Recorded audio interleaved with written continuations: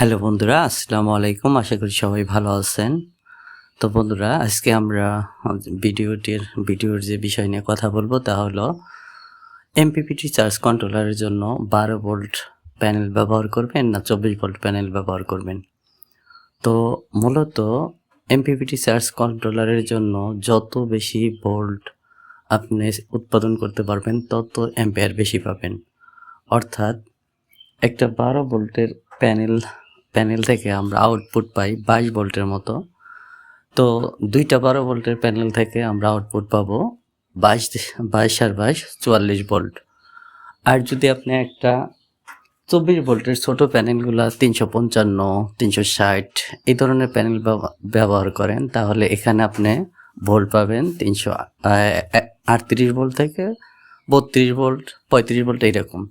তো যেহেতু 12 ভোল্টের দুইটা প্যানেল আপনার 44 ভোল্টের মতো চলে আসছে, তো সেইখানে অবশ্যই 12 ভোল্টের দুইটা প্যানেল হলে আপনি বেশি আউটপুট পাবেন।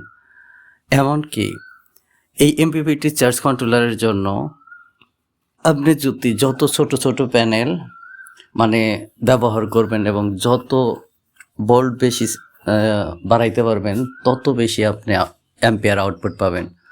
আপনি যদি 50 ওয়াটের 4টা প্যানেল নেন, তো 50 ওয়াটের 4টা প্যানেল থেকে যদি আপনি 12 ভোল্ট 22 অ্যাম্পিয়ার 22 ভোল্ট করে 84 ভোল্ট আউটপুট পান, তাহলে আপনার এখানে 50 ওয়াটের 4টা প্যানেল 200 ওয়াট হওয়ার কথা। এখানে যে পরিমাণ অ্যাম্পিয়ার আউটপুট পাবেন একটা 200 ওয়াট প্যানেল থেকে সেই পরিমাণ আউটপুট পাবেন না, কারণ অনেকটাই কম পাবেন।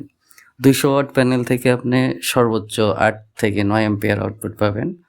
আর এইখানে যদি আপনি 50 4টা প্যানেল যুক্ত করেন, তাহলে এখানে আউটপুট পাবেন আপনি 13 থেকে 14 অ্যাম্পিয়ার, প্রায় দেড় গুণের মতো পাবেন। তো যারা এমপিপিটি চার্জ কন্ট্রোলার ব্যবহার করেন তারা একেবারে 200 ওয়াটের প্যানেল না নিয়ে আপনারা ছোট প্যানেল নিতে পারেন, এতে আপনার অনেক বেশি সুবিধা হবে। তো 24 ভোল্টের প্যানেল যারা ব্যবহার করেন নিতে চান, তারা যদি 24 ভোল্টের প্যানেল না নিয়ে 3টা 12 ভোল্টের প্যানেল নিতে পারেন, তো এখানে আপনি 24 ভোল্টের থেকে বেশি আউটপুট পাবেন। তো আসলে যারা 12 ভোল্টের প্যানেল ব্যবহার করতে চান বা করেন, তারা যদি আরও ওই প্যানেলের সাথে নতুন প্যানেল যুক্ত করতে চান, তাহলে আমি বলবো ওই আগের প্যানেলটা যত ওয়াটের ওই রকম সেম ওয়াটের আর কয়েকটা প্যানেল যুক্ত করবেন। আর কয়েকটা প্যানেল যুক্ত করে একটা এমপিপিটি চার্জ কন্ট্রোলার নেবেন, দেখবেন যে 24 ভোল্ট প্যানেলের থেকেও আপনার আউটপুট অনেক বেশি আসবে।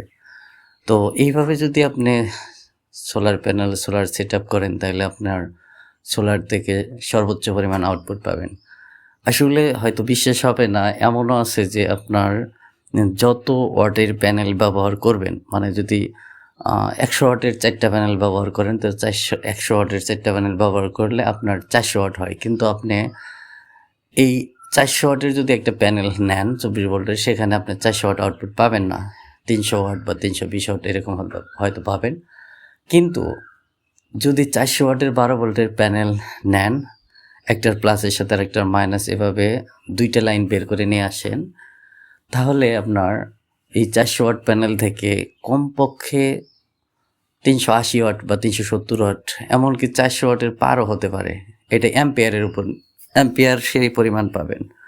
তো মূলত এমপিপিটি চার্জ কন্ট্রোলারের জন্য আমরা যে জিনিসটা বুঝলাম, সেটা হলো এমপিপিটি চার্জ কন্ট্রোলারের জন্য সবচেয়ে গুরুত্বপূর্ণ হলো ভোল্ট উৎপাদন। যত বেশি ভোল্ট উৎপাদন করা যাবে তত বেশি আপনার অ্যাম্পিয়ার পাওয়া যাবে। আর আমাদের ব্যাটারি চার্জের জন্য ভোল্টের দরকার না, অ্যাম্পিয়ারের দরকার। আর এজন্যই এমপিপিটি চার্জ কন্ট্রোলারের কোনো